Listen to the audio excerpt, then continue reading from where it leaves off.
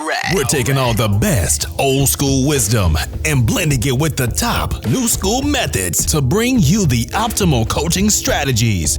This is the 80-20 Baseball Podcast with Coach Bo.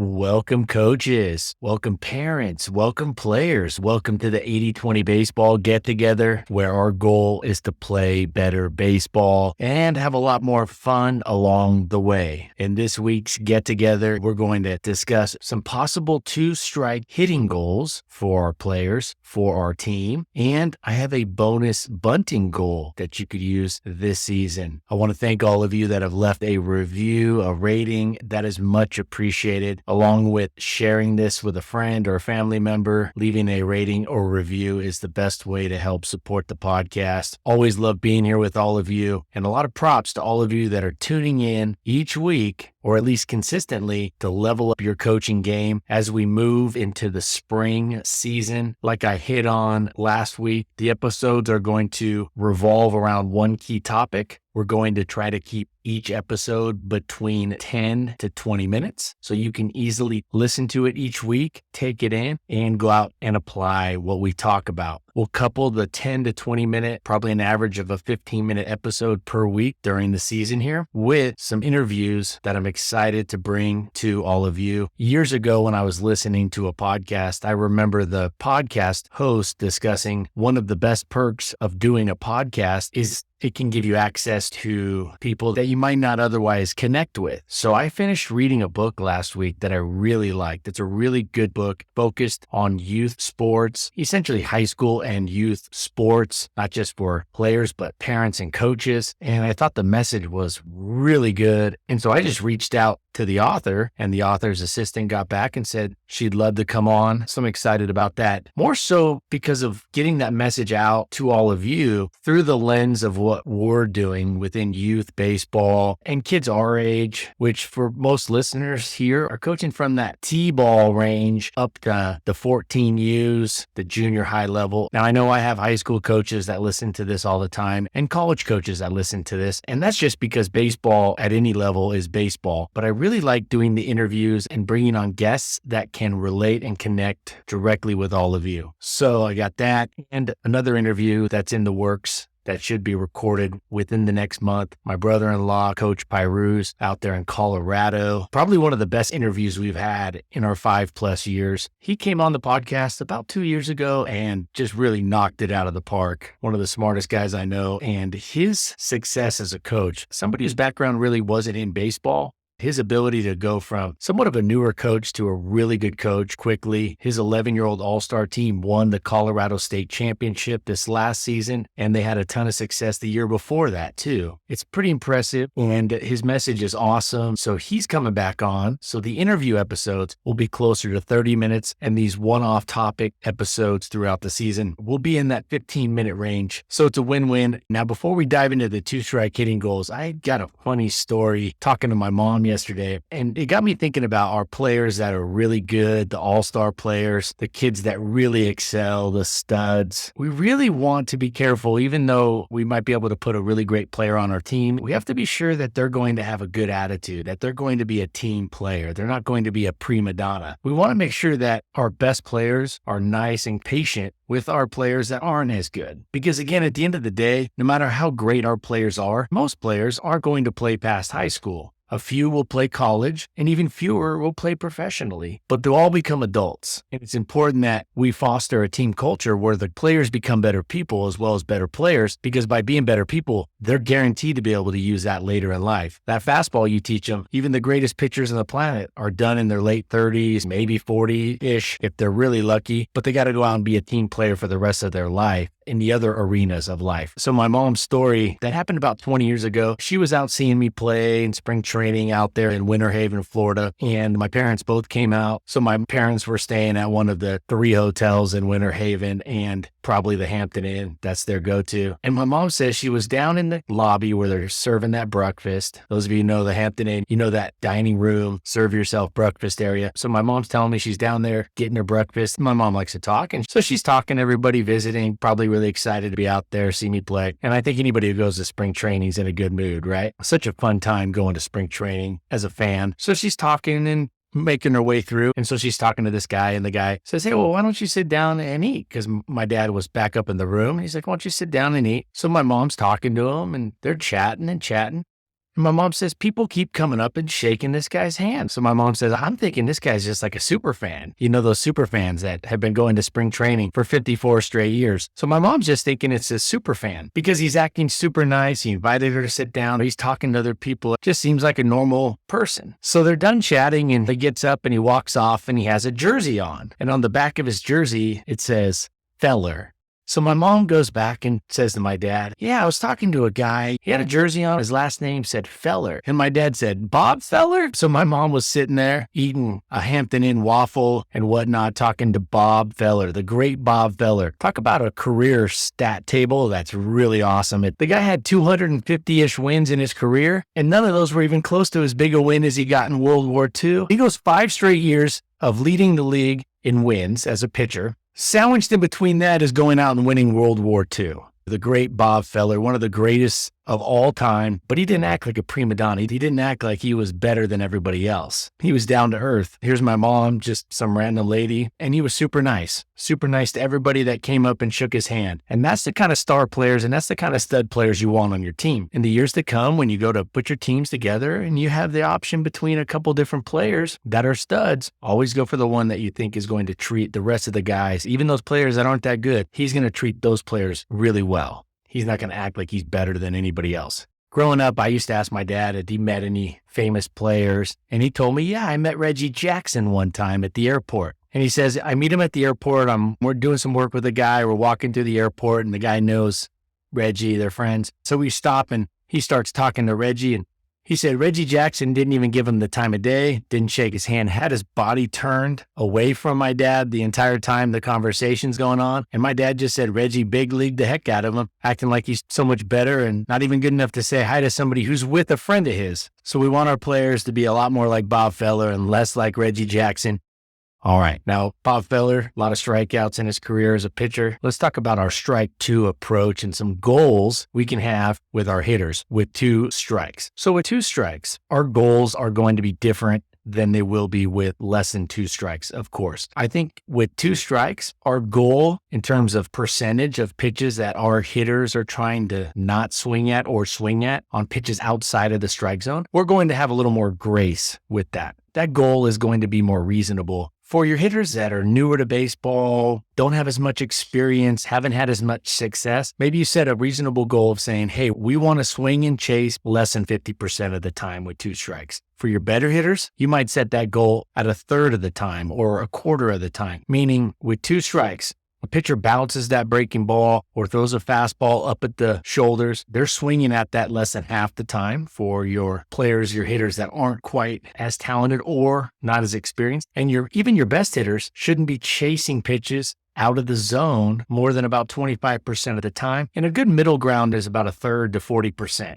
We're trying to keep our swing rate, our chase rate, under either 50%, 40%, a third of the time, or 25%, depending on your hitters, each hitter's individual current skill level. The most important thing we can teach hitters is to swing at the right pitches. Of course, that's not the only thing that's important, but it's the most important thing to learn. It has the strongest connection correlation to success for hitters. Now, the goal with 2 strikes on pitches that are in the strike zone, our goal for our hitters should be to swing at 100% of those pitches. So we're swinging at 100% of the pitches in the strike zone. But if we're going to swing at 100% of those pitches, inevitably, we're going to chase some pitches out of the strike zone. We want to be 100% at swinging at pitches in the strike zone because, of course, if our hitters don't swing, they're going to walk back to the dugout with their bat on their shoulder without even giving the pitch a chance to put it in play, a chance for the defense to make an error, a chance to bloop one in, or run into a pitch and hit a nice line drive and maybe get a double out of it, even with 2 strikes.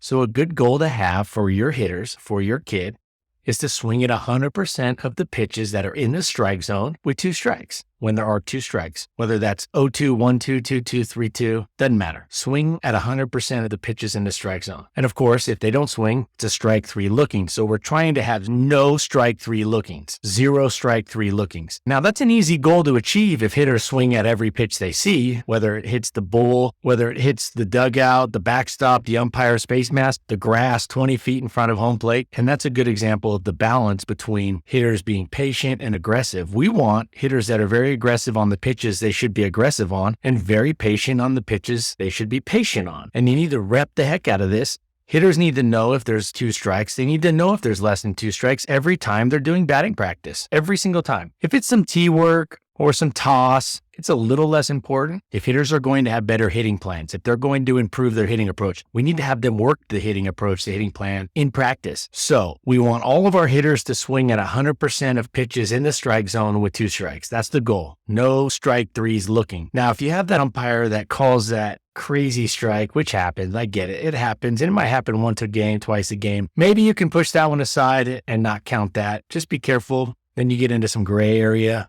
It needs to be an egregious call. I wouldn't make a big deal out of it. I wouldn't be yelling at the umpire about it, but you might not count that in the statistic. And you could subtly say, hey guys, we were 25 out of 25 swinging at 2 strikes today. And then you tie in a little quick message saying, there was that one call, that one strike 3 that we're not going to count that one. That was out there. That wasn't even reachable, but we were 25 out of 25 on those pitches that were reachable, that were strikes. And then we want to have, I recommend, individual goals for the different skill levels, the different experience levels of your hitters for swinging at pitches that are out of the strike zone with less than 2 strikes. Your better hitters should swing at fewer pitches out of the strike zone with 2 strikes. And your less experienced, less skilled hitters, maybe they got slower bat speed, they're probably going to swing and chase at more. So I recommend setting the goal individually or at least categorizing them. You can say, all right, this group of hitters, I expect them to swing at 25% or fewer of the pitches out of the strike zone with 2 strikes. This group, I expect them to swing at a third or fewer of the pitches out of the strike zone. And this group, I expect them to swing at less than half, or I'm hoping that they swing at fewer than half of the pitches outside of the strike zone with 2 strikes. Our aim with this goal is to eliminate looking at strike 3 while reasonably minimizing how often our hitters chase pitches outside of the zone. Can we avoid a strike 3 looking while also not swinging at everything that comes out of the pitcher's hand? If we can strike a healthy balance, that your team is on the path to being much better 2-strike hitters.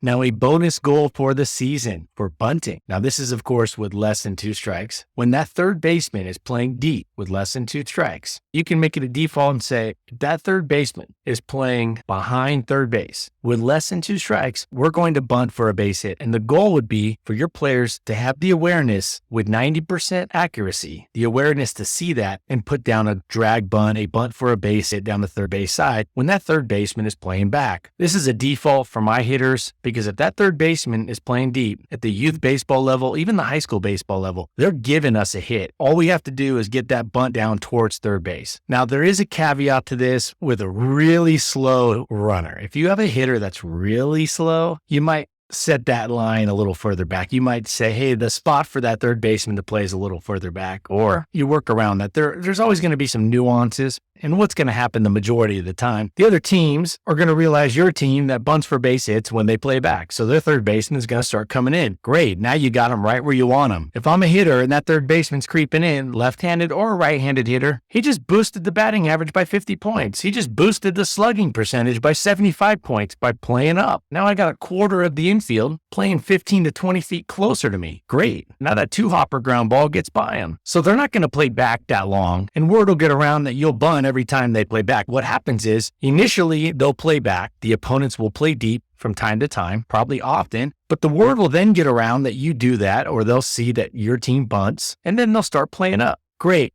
Now the rest of the season, you have a third baseman playing up. That's a win-win. Either you get the base hit for a bunt, or you get a third baseman playing closer than he wants to, meaning you don't have to hit the ball as good to get it past him. So the 90% is not the successful rate of getting the bunt down. It's the awareness that your hitters 90% of the time bunt when they should bunt for a base hit. I'm not a big fan at the youth level of teaching them to bunt to the first base side. If you have a kid that can really do it, okay. I like bunting to third base because it involves a much longer throw. The pitcher's back is to first base if they go get the ball. I loved it as a pitcher when hitters bunted to the first base side. It was just an easy out. If you get a halfway decent pitcher, they're going to get that. So all they have to do is just run over and grab it, and it's a tiny toss. If you can get it past the pitcher on a push bunt, then you're onto something. But that's a really tough bunt to have a lot of time to practice with your hitters. So here's a bunting goal. Hitters, 9 out of 10 times when that third baseman is playing back, 2 steps behind third base, 3 steps back or deep,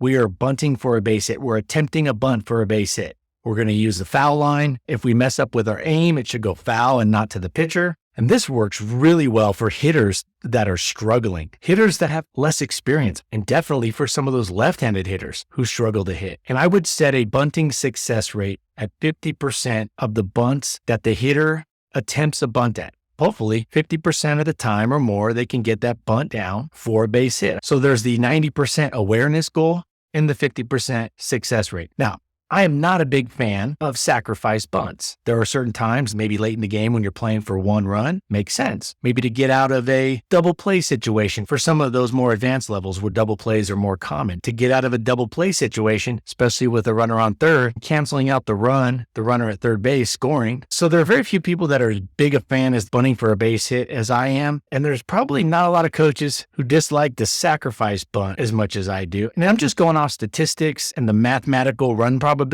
even for the youth baseball level. So that's my recommendation on my bunt for a base hit goal. And those kids that can't hit as well, those kids that are struggling, they're less skilled, this gives them an opportunity to get on base. And I started to allude to this earlier. The hitters that struggle, the hitters that aren't hitting that well, maybe they're in a slump, maybe they're new to baseball, maybe they're just not great hitters, maybe their swing's off. Getting the opportunity to bunt for a base hit, bunting for a base hit, and getting that opportunity, increasing their opportunity to be on first base and contribute to the team and score runs, that's big. That's really big. And again, like I said, it's not going to last very long. The other teams are going to bring their infield in. They're going to bring the third baseman in. And now you got them right where you want them. Now you just go right into hitting. And now you're hitting away with the third baseman in a much more advantageous spot for the offense, for us hitting. All right, everybody, that's going to wrap up this week's episode. Next week, we're going to talk about what we should fix first with our pitchers so they're less likely to have an arm injury and more likely to throw strikes. Sounds like 2 pretty important goals, right?